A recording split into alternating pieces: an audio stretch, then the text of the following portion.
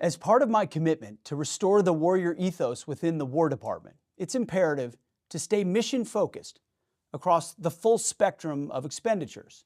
This includes maximizing our return on investment when officers and senior enlisted service members attend expensive civilian universities. Graduates should emerge much more capable warfighters, you'd think.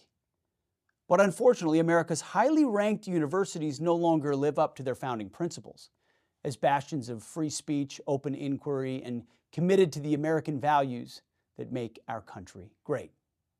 Take Harvard University, for example. I know it well.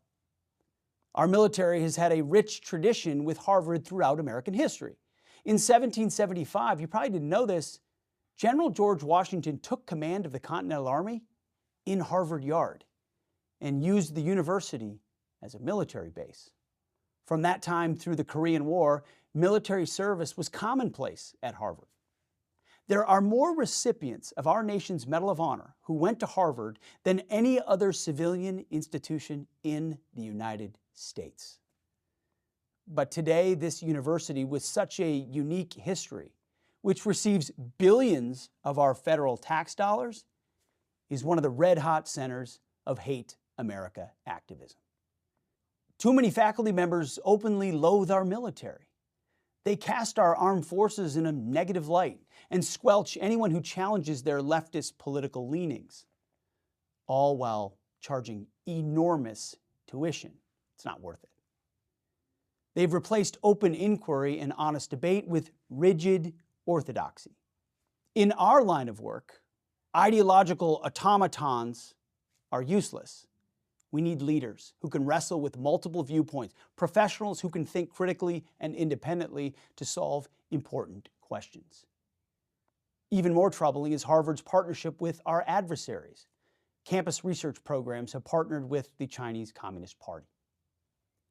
University leadership encouraged a campus environment that celebrated Hamas, allowed attacks on Jews, and still promotes discrimination based on race in violation of Supreme Court decisions. DEI was literally founded at Harvard. Thankfully, President Trump understands this and has moved to end these abuses.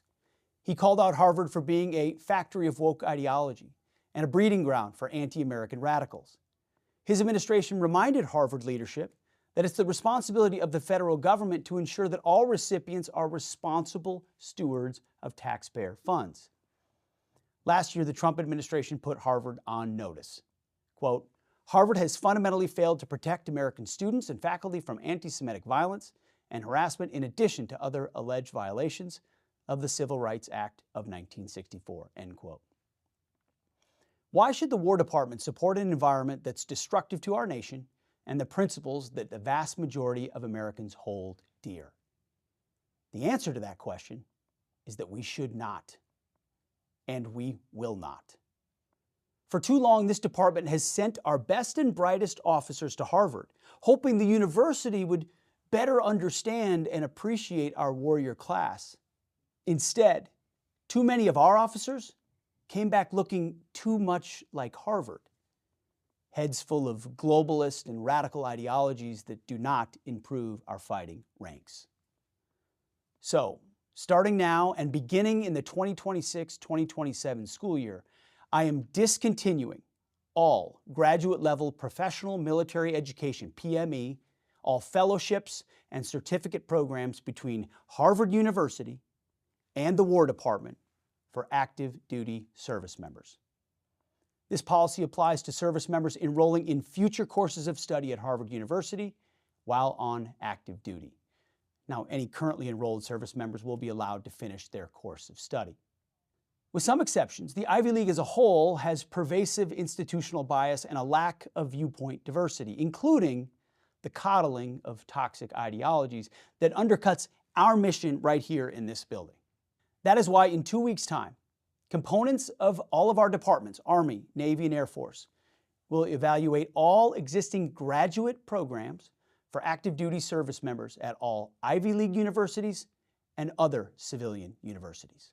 The goal is to determine whether or not they actually deliver cost-effective strategic education for future senior leaders when compared to, say, public universities and our military graduate programs.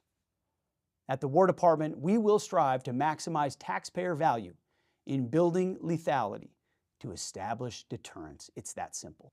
That no longer includes spending millions of dollars on expensive universities that actively undercut our mission and undercut our country. We train warriors, not wokesters. Harvard, good riddance.